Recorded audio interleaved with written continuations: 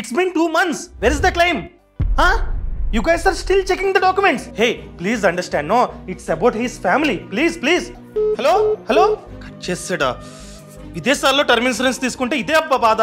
ఆగు, కౌశిక్ కాల్ చేస్తా. దుబాయ్ అన్నారే ఫోన్ చేస్తున్నాడు. హలో కౌశిక్, ఇక్కడ దుబాయ్ లో 2 months బ్యాక్ నా ఫ్రెండ్ చనిపోయాడని చెప్పాను కదా. చెప్పావు. వాడు ఈ దుబాయ్ లో ఇంతకు ముందు టర్మ్ ఇన్సూరెన్స్ ప్లాన్ తీసుకున్నాడంట. క్లెయిమ్ కి అప్లై చేస్తుంటే వాళ్ళు అసలు రెస్పాండ్ అవ్వట్లేదు కౌశిక్. దుబాయ్ కదా, ఓ పని చేయి, ఏజెంట్స్ తో పని కాదు కానీ కంప్లైంట్ ఫైల్ చేయి. సరే అయితే, థ్యాంక్ యూ.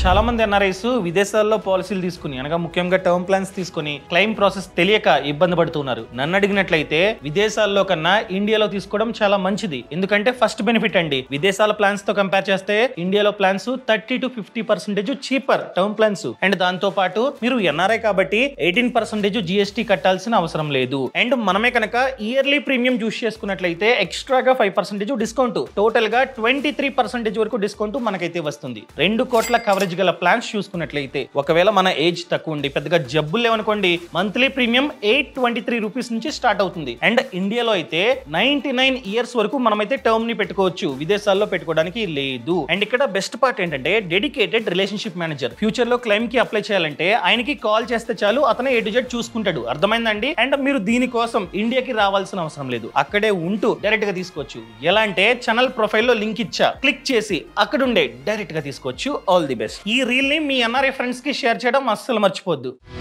బాస్ వాలా, బీ ద బాస్.